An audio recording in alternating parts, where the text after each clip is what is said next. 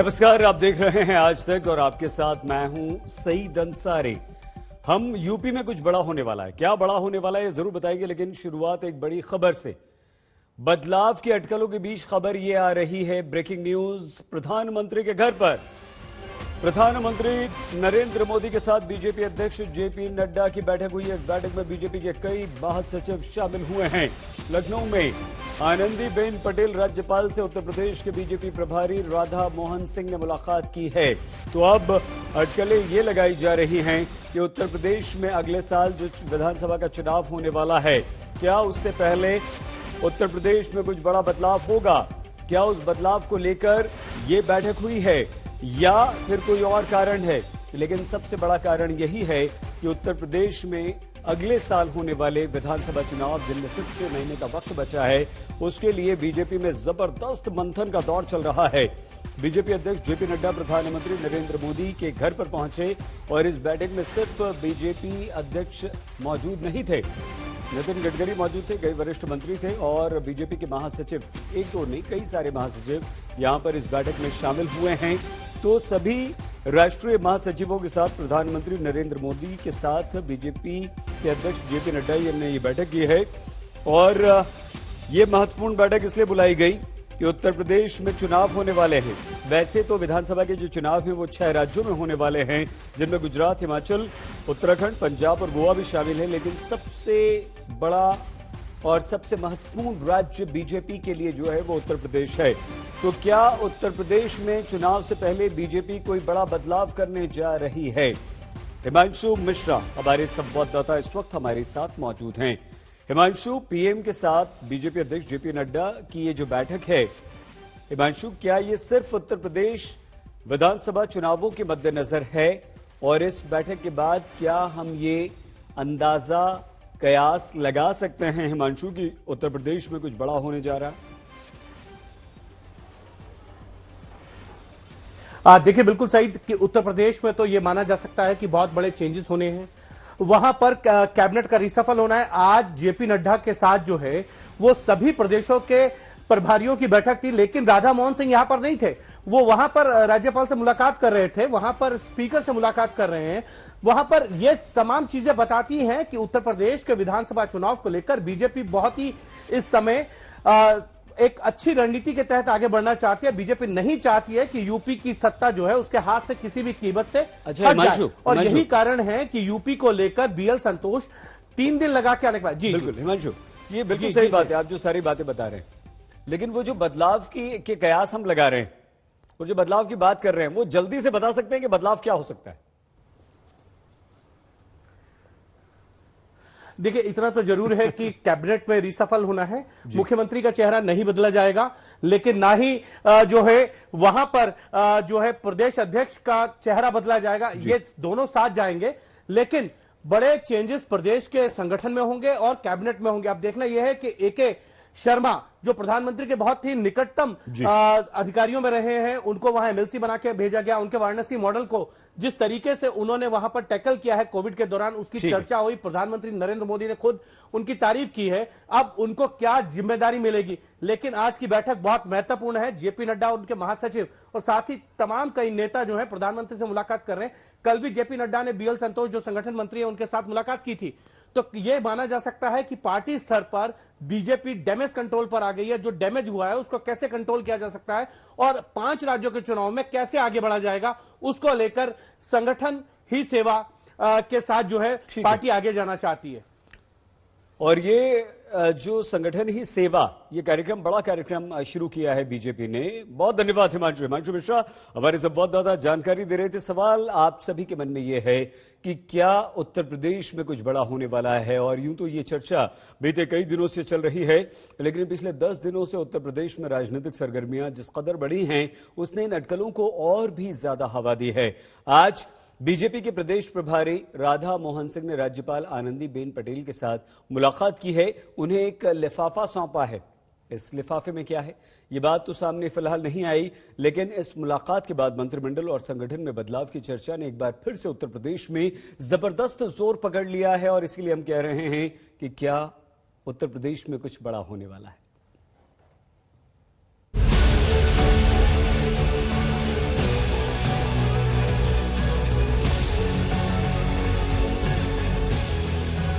क्या यूपी की सरकार में बड़े बदलाव की तैयारी शुरू हो गई है? सरकार के बदलाव के आसार हैं। ऐसा कुछ मामला नहीं। क्या यूपी बीजेपी में बड़े फेरबदल का फैसला लिया गया है? अर्थ का अनर्थ लगाते रहते हैं। क्या है ये कार्यकर्ता आधारित तो कोई वंशवाद की पार्टी थोड़ा है।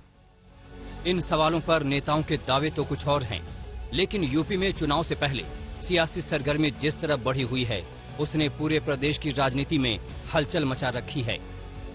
यूपी को लेकर बीजेपी में लगातार सियासी मंथन और अटकलों के बीच जब प्रदेश प्रभारी राधा मोहन सिंह राज्यपाल आनंदीबेन पटेल से मुलाकात को पहुंचे, तो चर्चाओं का बाजार फिर से गर्म हो गया। आज राज्यपाल जी से मेरी मुलाकात हुई। वो जब मुख्यमंत्री थे, मैं कृषि मंत्री था, तो पुराना परिचय है, और जब से प्रभारी बन के आया हूँ उनसे भेंट नहीं कर पाया था, तो शिष्टाचार बस आज मुलाकात किया है। भले ही राधा मोहन सिंह राज्यपाल से मुलाकात को महज औपचारिकता बता रहे हों, लेकिन सूत्रों के मुताबिक इस मुलाकात में उन्होंने राज्यपाल को एक लिफाफा सौंपा है। इस लिफाफे में मंत्रिमंडल में फेरबदल से जुड़ी कोई बात है या कुछ और, ये तो साफ नहीं है, लेकिन राज्यपाल को सौंपे गए इस लिफाफे ने यूपी में बीजेपी की राजनीति को लेकर जारी असमंजस और बढ़ा दिया है। उत्तर प्रदेश में सरकार और संगठन में फेरबदल के कयासों के बीच आज फिर से सियासी पारा जोरों पर है। उत्तर प्रदेश में बीजेपी पार्टी के राष्ट्रीय उपाध्यक्ष और उत्तर प्रदेश के प्रभारी राधा मोहन सिंह ने राज्यपाल आनंदीबेन पटेल से मुलाकात की। इस मुलाकात के माने क्या हैं? सूत्रों के मुताबिक राधा मोहन सिंह ने एक लिफाफा राज्यपाल को सौंपा। क्या आखिरकार उस लिफाफे का सच क्या है, ये सब कुछ जानना चाहता है। लेकिन अगर नियम की बात करें तो किसी भी तरीके से मंत्रिमंडल विस्तार की चर्चा को लेकर के राधा मोहन सिंह राज्यपाल को कोई भी मसौदा या कोई भी राय मशवरा नहीं दे सकते, क्योंकि कानूनन अगर ऐसा किया जाना है तो उसके लिए मुख्यमंत्री खुद वक्त लेते हैं और मुख्यमंत्री के बातों पर ही राज्यपाल विचार करके उसको अनुमोदन करती हैं। तो ऐसे में अगर कोई भी मंत्रिमंडल विस्तार की बात होगी तो उसके लिए मुख्यमंत्री योगी आदित्यनाथ को स्वयं राज्यपाल के पास आना होगा।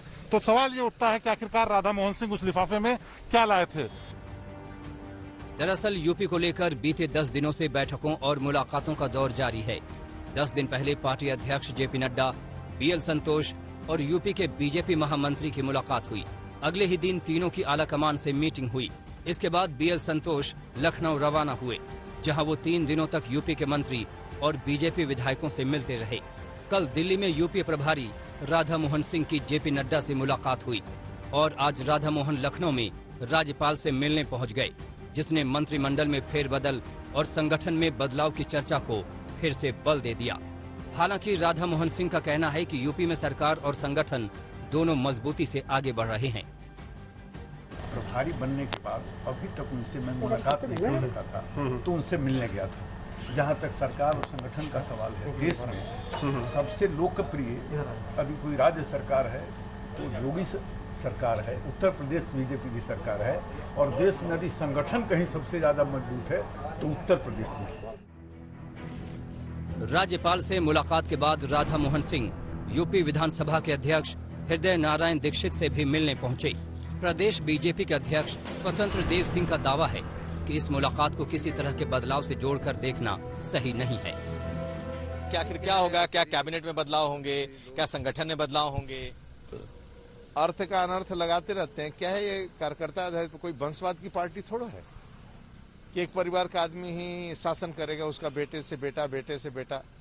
ये कार्यकर्ता आधारित पार्टी है, इसलिए कार्यकर्ताओं का निर्माण होता है, इसलिए बैठकें, संपर्क, संवाद ये जारी रहता है संगठन में।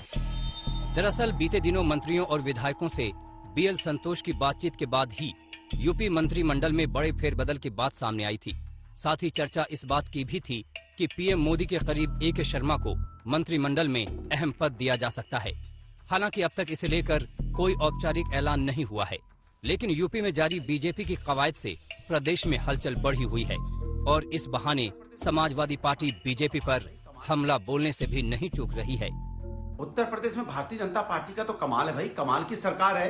पूरा उत्तर प्रदेश की जनता कोरोना से करहा रही है। गांव-गांव में लोगों की कोरोना से मौतें हो रही है। ना वहां हॉस्पिटल की व्यवस्था, ना दवा की, ना एम्बुलेंस की व्यवस्था है। बेरोजगारी से लोग आत्महत्या करने पे मजबूर हैं और महंगाई से कमर टूट गई है। लेकिन भारतीय जनता पार्टी 2022 की चुनाव की तैयारी कर रही है। वो सोचती कैसे चुनाव जीता जाए, संगठन में कैसे परिवर्तन किया जाए, किसको मंत्री बनाया जाए, किसको मंत्री नहीं बनाया जाए, क्या उसमें फेरबदल किया जाए। अरे प्रभु, जनता की चिंता कर लीजिए। चुनाव तो आते जाते रहते हैं, जनता की जान तो बचा लीजिए जिनकी मौतें हो रही है लगातार।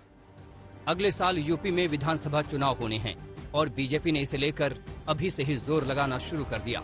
बड़े नेताओं के दौरे और मुलाकातों का दौर इसी कवायद का हिस्सा है, जिसका नतीजा जल्द सामने आ सकता है।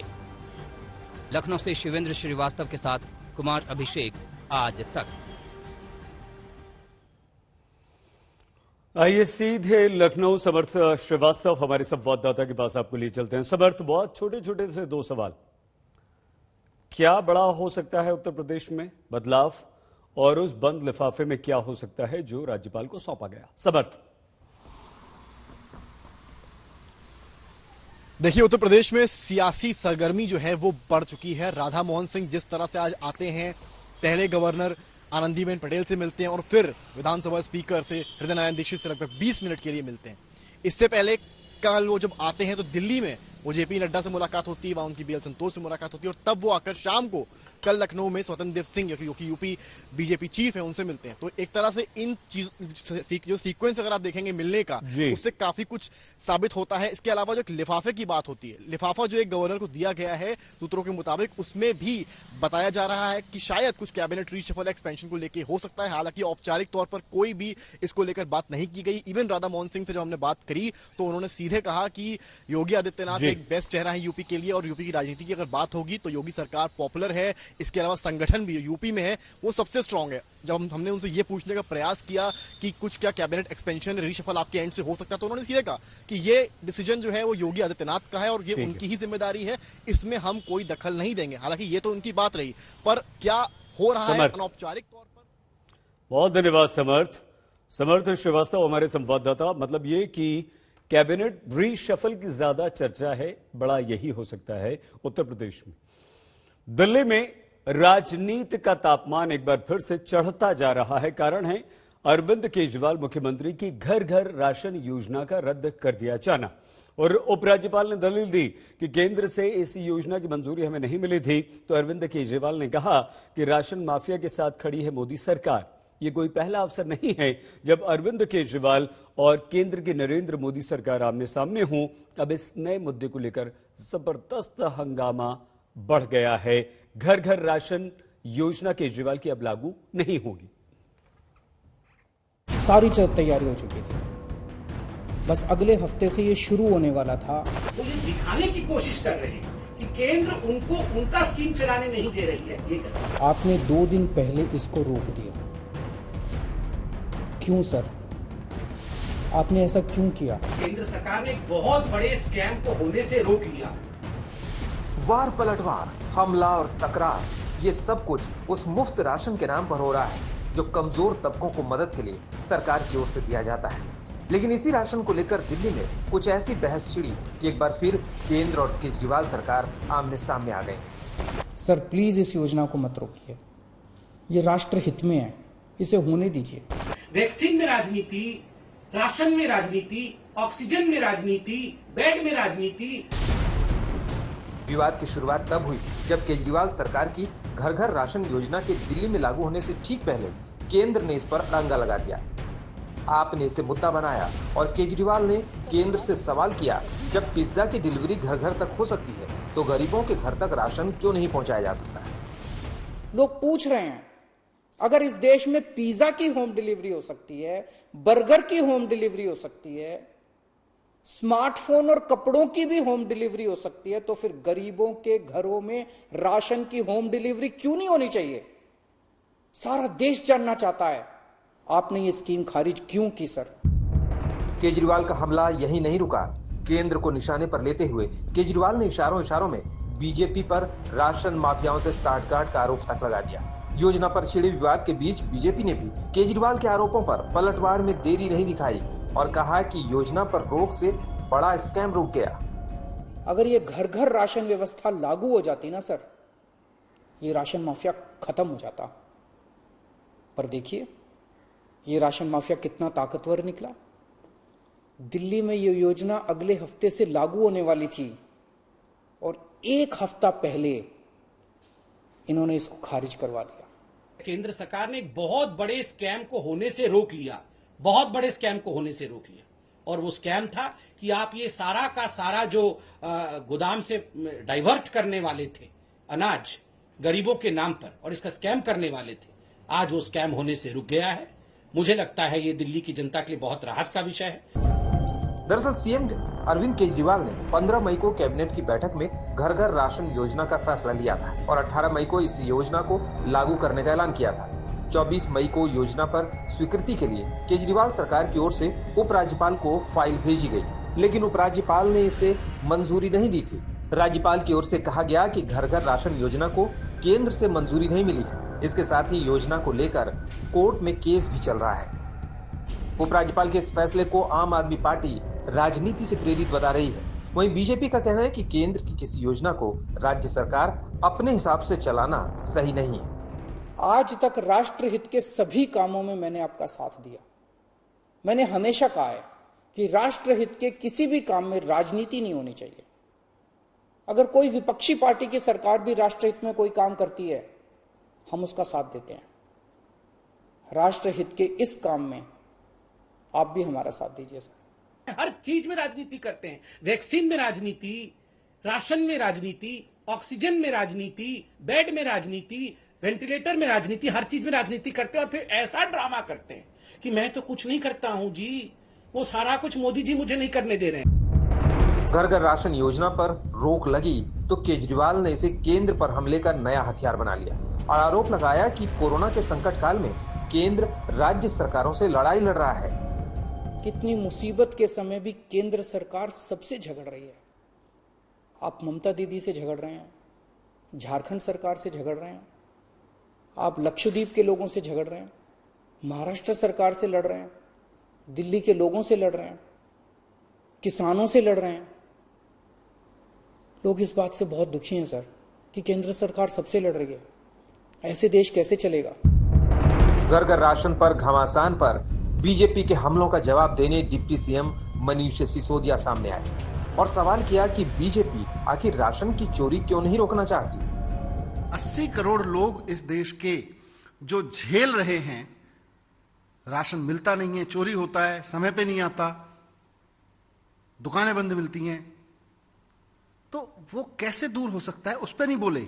राशन की चोरी रोकने में दिलचस्पी नहीं है उनकी, अरविंद केजरीवाल जी को गाली देने में दिलचस्पी है। पुरानी योजना में अनुमति नहीं हो सकती क्योंकि वो कानून के खिलाफ है। कानून में पूरे देश भर के सब राज्य उसी योजना के तहत काम कर रहे हैं। ये अनोखे पैदा हुए हैं जो ये काम नहीं करेंगे।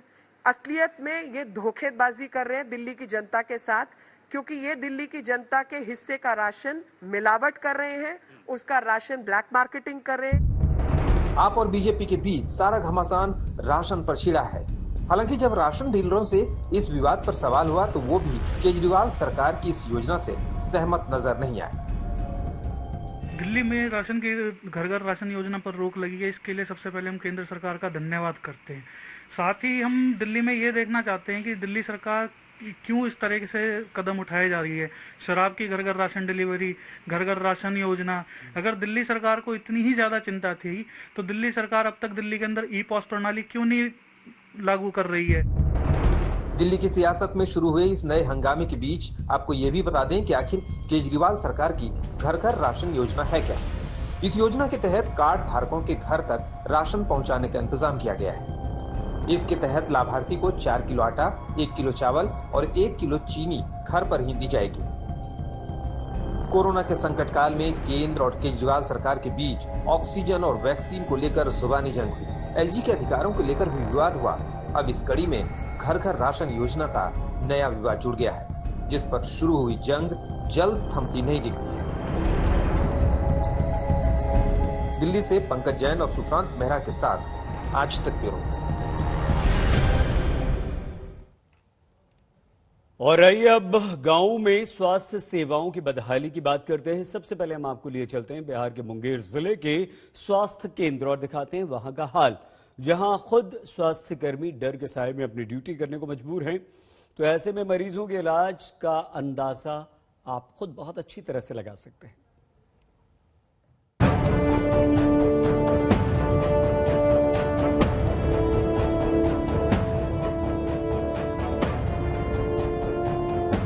बेड का हमारा अस्पताल है, उसमें पेशेंट रहते हैं और इलाज हो रहा है।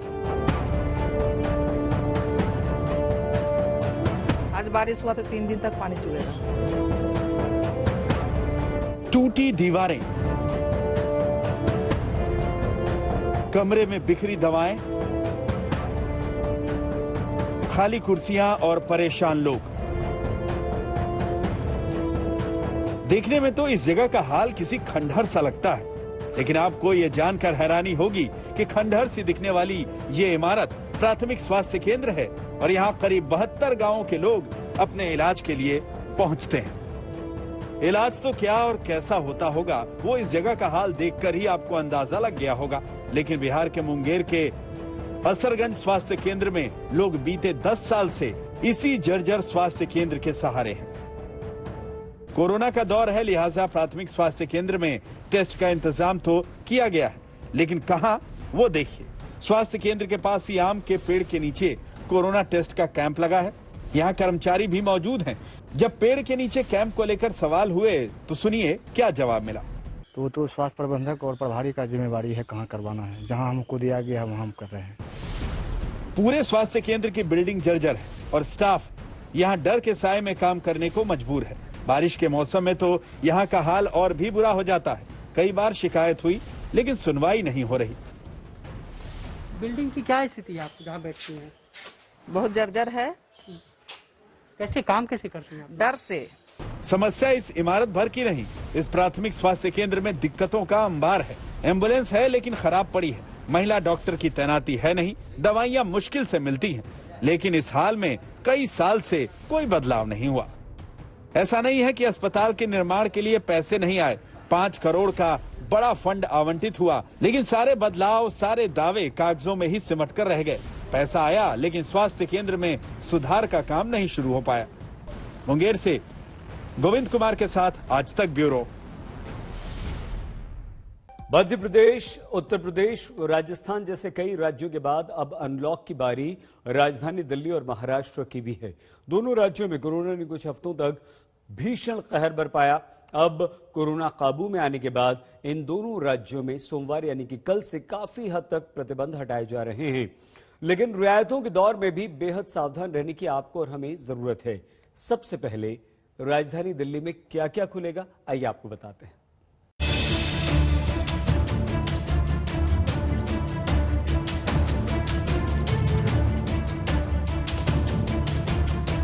दिल्ली में करीब 2 महीने से जारी लॉकडाउन की पाबंदियों से सोमवार से पाबंदियों में ढील मिलनी शुरू हो जाएगी। कोरोना संक्रमण में आ रही गिरावट को देखते हुए केजरीवाल सरकार ने लोगों को उनके काम पर वापस लौटने का रोड मैप तैयार किया है। इसी के तहत सोमवार से कई क्षेत्रों में छूट दी जा रही है, लेकिन शर्तों के साथ। सोमवार से दिल्ली के सभी बाजार और मॉल खुल जाएंगे, लेकिन ऑड इवन व्यवस्था के तहत, यानी आधी दुकानें एक दिन खुलेंगी और बाकी आधी दुकानें दूसरे दिन। हालांकि अलग थलग दुकानें रोजाना खोलने की इजाजत है। जितने बाजार हैं, मॉल्स हैं, उनको खोला जा रहा है ऑड इवन के बेसिस पे, कि आधी दुकानें एक दिन खुलेंगी, आधी दुकानें दूसरे दिन खुलेंगी, आधी दुकानें एक दिन, आधी दुकानें दूसरे दिन। 10 बजे से सुबह 10 बजे से शाम को 8 बजे तक। दुकान नंबर के हिसाब से, ऑड इवन के हिसाब से दुकानें खोली जाएंगी। लगभग 50 दिन के लॉकडाउन के बाद राजधानी दिल्ली कल से अनलॉक होने जा रही है। तमाम बाजार अब ऑड इवन फॉर्मूले के तहत खुल सकेंगे।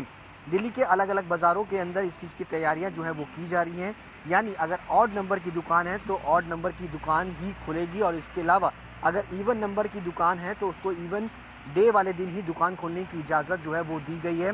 बाजार में तमाम जो व्यापारी हैं उनके लिए एक बड़ी राहत जो है वो यहाँ पर साफ तौर पर नजर आ रही है। मानते हैं बड़ी राहत है दिल्ली के लिए? देखिए जी, बहुत बड़ी राहत है। पिछले 50 दिनों से घर पे बैठकर व्यापारी वर्ग घर पे बैठकर अपनी फिक्स डिपॉजिट से, अपनी सेविंग से अपना परिवार चला रहा था। अब कल से लॉकडाउन खुलेगा। काफ़ी सारी चुनौतियाँ भी है इसके अंदर, कि सोशल डिस्टेंसिंग और मास्क लगा के रहना और भीड़ भड़क्का में ना ज़्यादा, अपनी दुकानों पे ज़्यादा भीड़ ना रखी जाए, तो बहुत बड़ी चुनौती है। कई सरकारी दफ्तर पहले भी आवश्यक सेवा के तहत चालू थे, लेकिन सोमवार से सभी सरकारी दफ्तरों के दरवाजे खुल जाएंगे। सरकारी दफ्तरों में ग्रुप ए के सभी अधिकारी आ सकेंगे, जबकि बाकी के कर्मचारियों की क्षमता आधी होगी। इसी तरह आधी क्षमता के साथ निजी दफ्तरों को भी खोलने की इजाजत दी गई है। जितने प्राइवेट ऑफिसेज हैं, उन सभी प्राइवेट ऑफिसेज में 50% मैन पावर के साथ वो खोले जा सकते हैं, और लेकिन कोशिश करेंगे कि ज्यादा से ज्यादा लोग वर्क फ्रॉम होम करें, और अपने प्राइवेट ऑफिसेज कोशिश करें अपने टाइम को स्टैगर करने की, कि ताकि सब लोग एक साथ सड़क पे ना आए। केजरीवाल सरकार के ऐलान से निजी दफ्तरों में काम करने वाली दिल्ली की बड़ी आबादी के माथे की लकीरें थोड़ी हल्की पड़ी हैं। रोजगार छिन जाने के डर के साए में एक एक दिन घर पर काट रहे लोग अब सोमवार से दफ्तर जाने की तैयारी में जुट गए हैं। थमे पड़े दिल्ली मेट्रो के पहिए भी सोमवार से फिर से दौड़ने लगेंगे। मेट्रो को आधी क्षमता के साथ चलाने की इजाजत दे दी गई है। सबसे बड़ी राहत होगी दिल्ली मेट्रो का खुलना। मैं जहां पर खड़ा हूं, सेंट्रल दिल्ली के अलावा दिल्ली के जितने मेट्रो स्टेशन है, कल से वो आम लोगों के लिए खोले जाएंगे। इससे फायदा उनको होगा जो लोग अपने दफ्तर की ओर जाते हैं, क्योंकि अब आधी क्षमता पे दफ्तर भी चल सकेंगे। सरकारी कर्मचारी हैं, निजी कर्मचारी हैं, सभी क्षेत्र खुलेंगे, जिंदगी पटरी पर लौटेगी, तो मेट्रो एक बड़ा सहारा होगा। बहुत राहत मिलेगी मेट्रो खुलने के बाद, क्योंकि हम लोगों को बहुत मुश्किल हुई है, बहुत ज्यादा। हम लोगों ने ओला से ही ट्रेवल करा है और बहुत एक्सपेंसिव भी रहा है हमें। दरअसल आंकड़े साफ बता रहे हैं कि दिल्ली में कोरोना संक्रमण की रफ्तार काफी हद तक काबू में आ चुकी है। दूसरी लहर में दिल्ली में 20 अप्रैल को सबसे ज्यादा 28,395 मरीज दर्ज किए गए थे, जबकि 5 जून को नए मरीजों की संख्या 114 रही। वहीं 3 मई को दिल्ली में कोरोना से सबसे ज्यादा 448 मौत हुई, जबकि 5 जून को कोरोना से जान गंवाने वालों की संख्या 60 रही। मुख्यमंत्री अरविंद केजरीवाल कह रहे हैं कि जो हुआ सो हुआ, अब उनकी तैयारी अगले संभावित खतरे को लेकर है। थर्ड वेव कहा जा रहा है, एक्सपर्ट्स कह रहे हैं कि थर्ड वेव आएगी, कब आएगी, कितनी भयावह होगी, इसके बारे में किसी को कोई जानकारी नहीं है। अगली पीक 37,000 एक्सपर्ट्स के साथ बात करके, ऑफिसर्स के साथ बात करके, सबके साथ बात करके, कि 37,000 पीक मान के इसकी तैयारी शुरू की जाए। अगर 37,000 की तैयारी हमारी है, तो फिर मान लीजिए और ज्यादा आती है, तो उसकी तैयारी तो होगी, उसके लिए हम ज्यादा तैयार हो पाएंगे। दिल्ली में रियायतों का दौर पिछले हफ्ते ही शुरू हो चुका था, लेकिन तब सिर्फ फैक्ट्रियों और कंस्ट्रक्शन से जुड़े काम को छूट दी गई थी। इतनी सीमित छूट के बावजूद दिल्ली की सड़कों पर जाम लगना शुरू हो चुका था। ये सच है कि लॉकडाउन और पाबंदियां लंबे समय तक नहीं रह सकती, कोरोना से निपटने का तरीका भी नहीं हो सकती, लेकिन कोरोना वायरस अभी कहीं गया नहीं है। लिहाजा रियायतों के नए दौर में भीड़ भाड़ से निपटना दिल्ली वालों के लिए एक बड़ी चुनौती होगी। दिल्ली वालों को भी आधी रियायतों के साथ दोगुनी सतर्कता बरतनी होगी। दिल्ली से पंकज जैन और सुशांत मेहरा के साथ आज तक ब्यूरो। दिल्ली के बाद उत्तर प्रदेश में 4 जिलों को छोड़कर पूरा उत्तर प्रदेश कल से खुल जाएगा, लेकिन कुछ प्रतिबंध ऐसे हैं जिनका पालन आपको करना होगा। क्या वो प्रतिबंध होंगे, क्या क्या उत्तर प्रदेश में खुल जाएगा? उत्तर प्रदेश के उप मुख्यमंत्री दिनेश शर्मा से अब से कुछ देर पहले हमने इस संबंध में बातचीत की। उत्तर प्रदेश के डिप्टी सीएम दिनेश शर्मा जी जुड़ चुके हैं। बहुत धन्यवाद शर्मा जी आज तक से बातचीत करने के लिए। कल 4 जिलों को छोड़ के उत्तर प्रदेश में आप क्या क्या खोलने जा रहे हैं सर?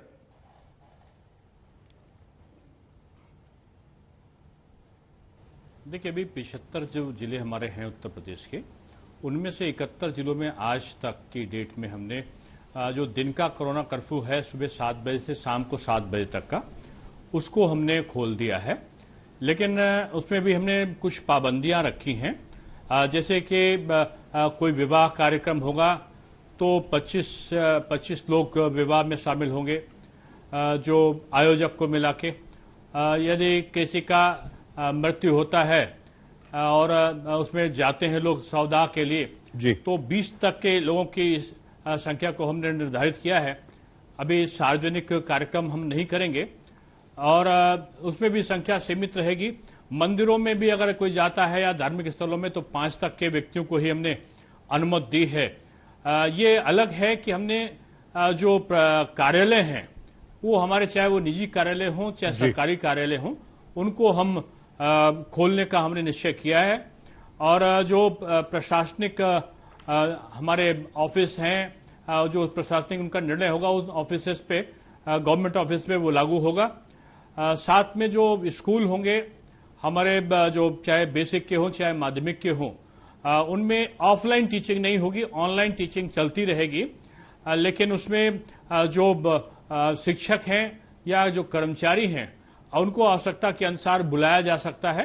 वो उसके लिए अधिकृत होंगे, चाहे वो कुलपति हों चाहे प्रधानाचार्य हों या निजी विद्यालयों के प्रबंधक हों, उसके लिए वो अधिकृत होंगे। ऑफलाइन टीचिंग नहीं करेंगे। होटल खुलेंगे लेकिन रेस्टोरेंट में केवल हम होम डिलीवरी को रखेंगे। जो सिनेमा है, जिम है, मॉल है, स्विमिंग पूल है, ये सब अभी भी बंद रहेंगे। लेकिन जो शॉपिंग कॉम्प्लेक्स है जहां पे बिक्री का प्रयोजन है वो खुला रहेगा।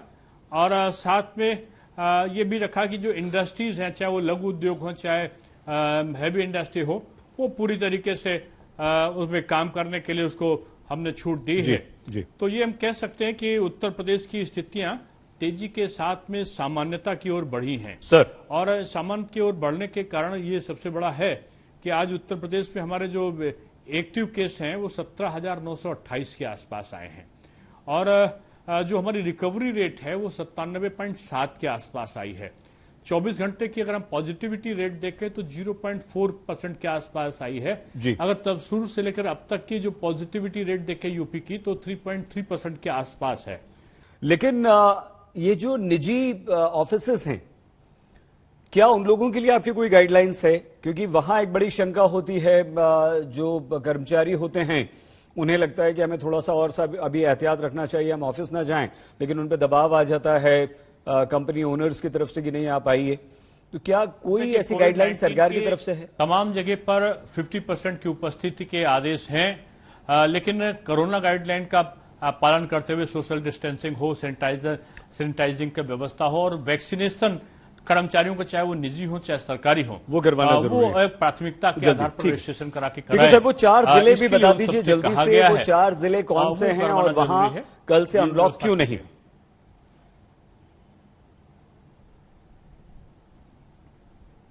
देखिए, लखनऊ, मेरठ, सहारनपुर और गोरखपुर ये 4 जिले हैं जहां पर अभी 600 से ऊपर केसेस आए हैं। गोरखपुर में 700 कुछ केसेस हैं, तो मुझको लगता है कल तक उस केसेस में वहां भी हट जाएगा। 3 जिले हमारे रह जाएंगे।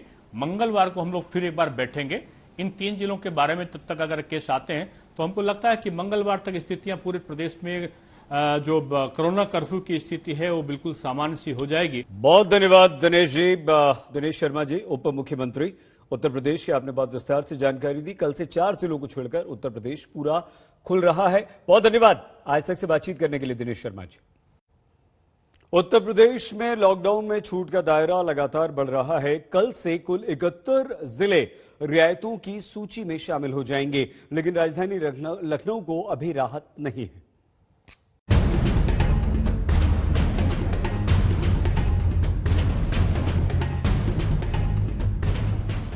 दूसरी लहर के कहर के बाद उत्तर प्रदेश में सीढ़ी दर सीढ़ी शुरू हुई अनलॉक की प्रक्रिया हफ्ते भर में करीब करीब पूरे प्रदेश तक पहुंच चुकी है।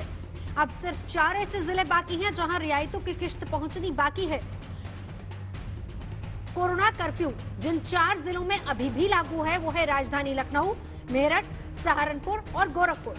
शनिवार तक 67 जिलों में लागू हुआ था अनलॉक। आज नोएडा, गाजियाबाद, वाराणसी और मुजफ्फरनगर में भी केस कम है। नोएडा समेत 4 जिलों में सोमवार से शुरू होगा अनलॉक। जिले में सक्रिय मरीजों की संख्या 600 से कम होने पर मिलती है रियायत। लॉकडाउन की वजह से नोएडा के सेक्टर 18 जो सबसे बड़ा मार्केट है, वहां की दुकानें इस तरीके से वीरान पड़ी हुई हैं। लेकिन अब नोएडा वासियों के लिए एक बड़ी खुशखबरी है। 7 जून से नोएडा में अनलॉक की प्रक्रिया वो शुरू हो रही है। जैसा कि उत्तर प्रदेश सरकार ने गाइडलाइन जारी किया था कि जिन जिलों में 600 से कम कोविड पॉजिटिव की संख्या होगी वहां पर अनलॉक की प्रक्रिया शुरू होगी। लिहाजा नोएडा में 600 से कम पॉजिटिव मरीज आ रहे हैं, अनलॉक की प्रक्रिया शुरू हो रही है। दिल्ली से सटे नोएडा और गाजियाबाद का यूपी की आर्थिक सेहत पर बड़ा रोल है। यहाँ लॉकडाउन में रियायतें मिलने का बड़े स्तर पर प्रभाव पड़ेगा। करीब 1.5 महीने से ठप पड़े नोएडा गाजियाबाद में सोमवार से क्या क्या बदलेगा, समझते हैं। सुबह 7 बजे से शाम 7 बजे तक बाजार खुलेंगे। अभी शॉपिंग मॉल खोलने की इजाजत नहीं दी गई। रेहड़ी पटरी वालों को कोरोना प्रोटोकॉल के तहत ही काम करना होगा। 50% क्षमता के साथ दफ्तर खुलेंगे, धार्मिक स्थल खुलेंगे। एक बार में 5 लोगों को ही इजाजत होगी। शाम 7 बजे के बाद नाइट कर्फ्यू जारी रहेगा। हर हफ्ते शनिवार रविवार को लॉकडाउन जारी रहेगा। 7 तारीख से अनलॉकडाउन शुरू हो रही है, जिसमें सुबह 7 बजे से लेकर शाम को 7 बजे तक मार्केट्स को कोरोना प्रोटोकॉल के तहत खुलने का अवसर दिया जा रहा है और नाइट कर्फ्यू और वीकेंड कर्फ्यू यथावत जारी रहेगी। प्राइवेट ऑफिसर्स को और इंडस्ट्री को विस्तृत गाइडलाइन दिया जा रहा है, जिसमें प्राइवेट ऑफिसर्स को खास तौर पर एडवाइजरी जारी किया गया है कि कोई भी लक्षण युक्त व्यक्ति को वो दफ्तर नहीं बुलाएंगे। रेस्टोरेंट से अभी सिर्फ होम डिलीवरी की ही इजाजत है। जिम, क्लब, स्विमिंग पूल बंद रहेंगे। ऑटो में सिर्फ 2 लोग ही सवारी कर पाएंगे और ई रिक्शा में 3 सवारियों को इजाजत होगी। नोएडा से अरविंद ओझा के साथ आज तक ब्यूरो। उत्तर प्रदेश के बाद आइए आपको महाराष्ट्र लिए चलते हैं। कल से यहां भी अनलॉक शुरू हो रहा है, लेकिन यहां कोरोना की स्थिति के हिसाब से अनलॉक के 5 लेवल तैयार किए गए हैं, जिसके तहत महाराष्ट्र के अलग अलग जिलों में छूट का दायरा भी अलग अलग होगा, लेकिन छूट आपको अवश्य मिलेगी।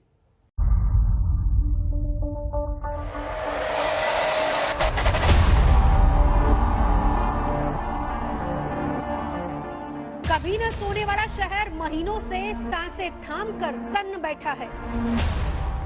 न सिर्फ मुंबई बल्कि महाराष्ट्र ने कोरोना वायरस का वो कहर देखा कि जिंदगी की रफ्तार पर ही ब्रेक लग गया। देश के कोरोना चार्ट में शुरू से अब तक सबसे ऊपर रहने वाला महाराष्ट्र टॉप पोजीशन पर तो अभी भी बरकरार है, लेकिन संक्रमण के आंकड़े पहले से काफी कम है। लिहाजा थोड़ी रियायत की गुंजाइश बन रही है। उधर सरकार सोमवार से अनलॉक की प्रक्रिया शुरू करने वाली है। महाराष्ट्र में सोमवार से 5 लेवल्स में अनलॉक होने वाला है। अलग अलग डिस्ट्रिक्ट जो है वो अलग लेवल में है। मुंबई की अगर आप बात करें तो लेवल 3 में है, जिसमें नॉन एसेंशियल सर्विसेज की जो दुकानें हैं वो दोपहर 4 बजे तक वीकडेज पर खुली रह पाएगी। उसके साथ साथ जिम, सैलून और ऐसी कई चीजों को राहत देखने को मिली है, लेकिन साथ ही साथ कई ऐसे रिस्ट्रिक्शंस हैं जो लोकल बॉडीज खुद इंप्लीमेंट कर सकती है। जैसे कि मुंबई में महिलाओं को लोकल ट्रेड में प्रवास करने की परमिशन नहीं दी गई है, जबकि वो लेवल 3 में अलाउड है। तो ऐसा देखा जाएगा कि अलग अलग डिस्ट्रिक्ट्स या सिटीज में महाराष्ट्र में अलग अलग रिस्ट्रिक्शंस लगाए गए हैं और हो सकता है कि सब जगहों पर जो रिस्ट्रिक्शंस हैं वो सामान्य ना हो, लेकिन फिर भी एक छोटी शुरुआत है। हालांकि महाराष्ट्र में अनलॉक की प्रक्रिया थोड़ी जटिल है। संक्रमण की स्थिति के लिहाज से ही अनलॉक का 5 लेवल तैयार किया गया है और सभी जिलों में रियायतों का दायरा भी इसी आधार पर तय होगा। लेवल 5 का मतलब है इस लेवल के जिलों में संक्रमण दर काफी ज्यादा है। इससे कम संक्रमण वाले जिलों को केवल 4, 3, 2 और 1 में रखा गया है। अनलॉक के 5 लेवल का आधार कोरोना के केस और खाली ऑक्सीजन बेड को ही बनाया गया है, यानी जिस जिले में जितने कम केस वहां उतनी ज्यादा रियायतें।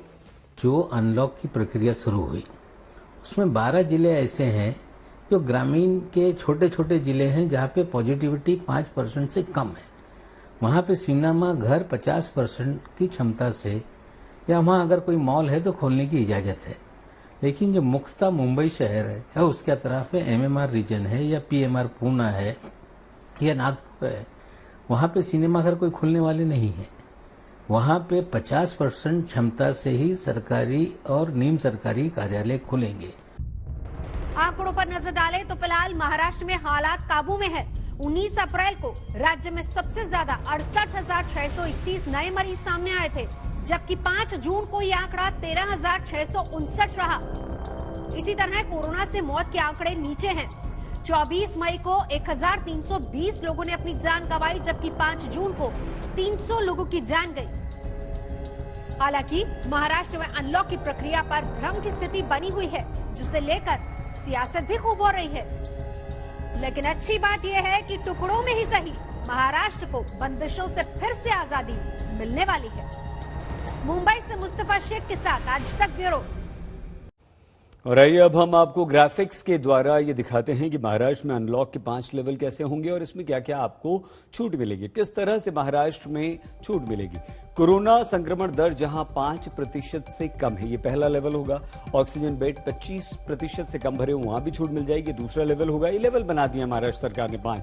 पूरी तरह से हट जाएगा लॉकडाउन लेवल 1 में, यानी कि 5% से कम जो केस है वहां पूरी तरह से लॉकडाउन हट जाएगा, बिना पाबंदी की।